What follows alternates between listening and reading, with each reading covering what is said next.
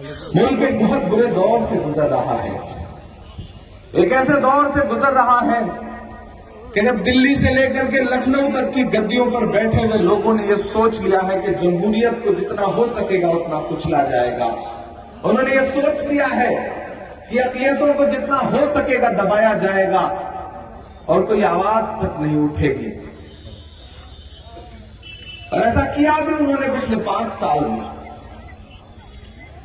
आपने देखा है कि हाथरस में दलित बिटिया के साथ न सिर्फ बलात्कार हुआ बल्कि रात के 2 बजे उसकी लाश को जबरन जला भी दिया गया। आपने देखा है, आप गवाह रहे हैं इस बात के कि एनआरसी के आंदोलन में 21 से ज्यादा नौजवानों के सीनों पे सीधे गोलियां मारी गई और उन्हें शहीद किया गया। आपने देखा है कि लखीमपुर में एक मंत्री के पगलाए हुए बेटे ने सीधे किसानों के ऊपर गाड़ी चढ़ा दी और वो मंत्री आज अमित शाह जी के पड़ोस में बैठ करके भाषण देता है, स्टेज शेयर करता है और देश के प्रधानमंत्री और देश के गृह मंत्री एक बेशर्म सी चुप्पी साधे रहते हैं। आपने देखा है लोगों के घरों पे चलते हुए बुलडोजर। आपने देखा है जेलों से हमारे तमाम बेगुनाह नौजवानों की चीखों की सदाएं सोने नहीं देती। लेकिन अगर आज मैं यहां खड़ा होकर के आपसे सवाल करूं कि ये सारे मसले जो मैंने गिनाए, इसमें इस सूबे की सबसे बड़ी जो अपोजिशन की पार्टी थी जिसे समाजवादी पार्टी कहते हैं, वो कहां खड़ी थी? मैं आपसे ये सवाल पूछता हूं। मैं आपसे सवाल पूछता हूं कि जब रामपुर से लेकर के, बिजनौर से लेकर के, मुजफ्फरनगर से लेकर के मेरठ तक नौजवान शहीद किए जा रहे थे, चाहे वो सुलेमान हो, चाहे आईएएस की तैयारी करने वाला अनस रहा हो, जब उसे गोलियां मार के हलाक किया गया तो कोई अखिलेश यादव किसी मां का आंसू पोंछने आया? नहीं आया। आया कौन? प्रियंका गांधी आई। मुझे याद है कि जिस दिन जामिया की लाइब्रेरी आंसू गैस के गोलों से भरी थी और हमारी बहनों के ऊपर पुलिस के डंडे चल रहे थे, पढ़ने वाले बच्चों की कुर्सियां और उनकी किताबें फाड़ी जा रही थी, उस वक्त किसी अखिलेश यादव का एक बयान कोई मुझे सुना दे तो मैं जो कहिए वो हार जाऊं। कौन खड़ा था? मुझे याद है 3 डिग्री टेम्परेचर था उस दिन। अगली सुबह राजघाट पर महात्मा गांधी जी की मजार के सामने, उनकी समाधि के सामने पूरी कांग्रेस पार्टी बैठी थी। बीमारी की हालत में सोनिया जी बैठी थी, डॉक्टर मनमोहन सिंह साहब बैठे थे, राहुल गांधी जी बैठे थे, प्रियंका जी बैठी थी। मैं खुद मौजूद था वहां पर। जिस रात हमारी बेटियों पे लाठियां चली थी, उस रात 10 बजे से लेकर के सुबह के 4:30 बजे तक दिल्ली पुलिस मुख्यालय के सामने फासिस्ट ताकतों के खिलाफ नारा लगा रहा था। मैं खड़ा था। आप मुझसे इतनी तवक्को नहीं करते हैं, मैं जानता हूं। आप चाहते हैं कि दुनिया में, मुल्क में कोई एक मरहला गुजरे, मैं उस पर नज्म पढ़ दूं, आप खुश हो जाते थे, आप मेरी दुआएं करते थे। लेकिन मुझे लगता था कि मैं जिन मसलों पे नज्में पढ़ता हूं उनके बुनियादी हल कैसे निकलेंगे। मुझे लगता था कि सिर्फ माइक पर तकरीरें कर देने से, नज्में सुना देने से जिम्मेदारी पूरी नहीं हो जाती। खुदा गवाह है कि मैं हर मसले पे खड़ा था।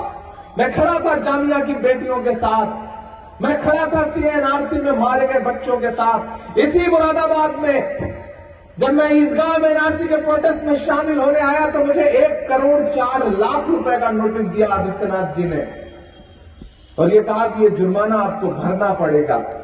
मैं हैदराबाद गया तो हैदराबाद में सिर्फ इस बात पर एफआईआर हुआ कि मैंने वहां कह दिया, मुझे हैरत है कि हैदराबाद में कोई शाहीन बाग क्यों नहीं है। इस बात पर एफआईआर हुआ, लेकिन मैं डरा नहीं, मैं झुका नहीं, कहीं छुप छुपा के खड़ा नहीं। जो डटे हुए हैं महाज पर, मुझे उन सफों में तलाश कर। मैं कल भी खड़ा था, मैं आज भी खड़ा हूं। मैं मुसलसल लड़ रहा हूं और ना ही मैंने अपने ऊपर हुए मुकदमों का कोई मातम किया, ना उसके आंसू के नाम पर आपसे कोई अपील की। मैं खड़ा रहा क्योंकि मैं जानता हूं मैं उस नस्ल की नुमाइंदगी कर रहा हूं जो पहले से ही डरी हुई है। एक डरी हुई नस्ल को अपनी परेशानियां गिना के और क्या डराना, उसके सामने तो मजबूती के साथ खड़ा होना है। उसके लिए तो जख्म भी खाना है और उसके सामने मुस्कुराते हुए अलग-ऐलान कहना है कि जो कहते हैं इस आंधी में पर ना तोला जाएगा, जो इस बात पे खुश है हमसे लब ना खोला जाएगा, उनसे कहो हम तूफानों से डरने वाले लोग नहीं, कातिल को मरते दम तक कातिल ही बोला जाएगा। केंद्रीय वालों, मैं भीड़ में से तमाम चेहरे देख रहा हूं जो भी कंफ्यूज है, जो फैसला नहीं कर पा रहे हैं कि जाना किस तरफ है। चाहते तो हैं कि यह फासिस्ट हुकूमत जाए, लेकिन समझ नहीं पा रहे हैं कि बिलासपुर में होने क्या जा रहा है। संजय भाई से मेरा जो रिश्ता है वो कांग्रेस पार्टी में होने की वजह से नहीं है।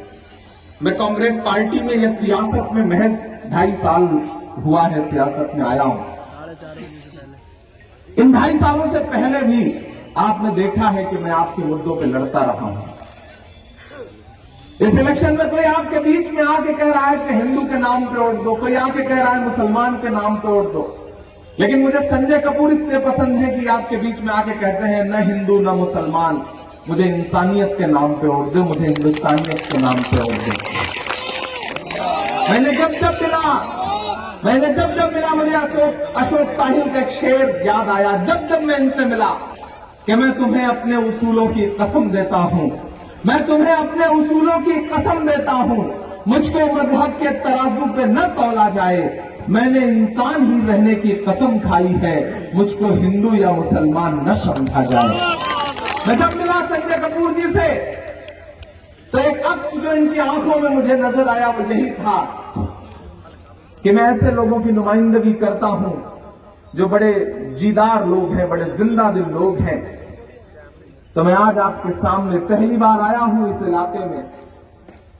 आपसे अगर मोहब्बत है तो उस मोहब्बत की बुनियाद पर आपके बीच में खड़ा होकर पूरी जिम्मेदारी से कह रहा हूं कि मीडिया पूरे सूबे में चाहे जो बताए, लेकिन जो बिलासपुर का इलेक्शन है, जो इस असेंबली का इलेक्शन है, वो सीधे सीधे भाजपा बनाम कांग्रेस पार्टी है। यहां लड़ाई और किसी से नहीं है।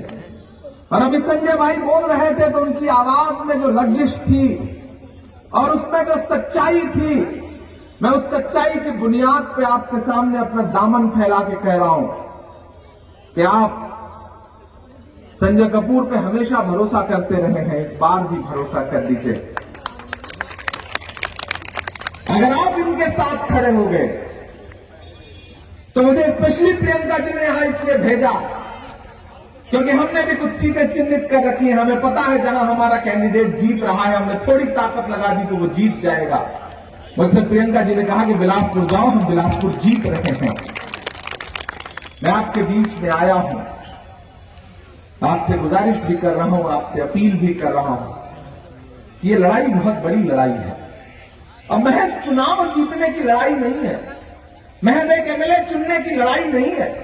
इस इलेक्शन से यह फैसला होगा कि लखनऊ से लेकर के दिल्ली तक की गद्दी पर वो लोग बैठेंगे जो गांधी की विचारधारा को मानने वाले लोग हैं, या वो लोग बैठेंगे जो गोडसे की विचारधारा को मानने वाले लोग हैं। लड़ाई अब यहां आकर के खड़ी हो गई है। एक तरफ वो लोग हैं जो जमहूरियत को इसलिए कुचल देना चाहते हैं क्योंकि डॉक्टर बाबा साहब भीमराव अम्बेडकर का बनाया हुआ आईन, बनाया हुआ संविधान आपको यह हक देता है कि इस देश में जो ताकत, जो सहूलियत, जो हक, जो अधिकार संविधान में अंबानी को मिला हुआ है, वही यहां बैठे हुए हकीम चाचा को भी मिला हुआ है, वही संजय भाई को भी मिला हुआ है, वही इमरान को भी मिला हुआ है। ये जमहूरियत हमें वो ताकत देती है, लेकिन इस मुल्क की गद्दियों पर बैठे हुए लोग उस जमहूरियत को कुचलना चाहते हैं।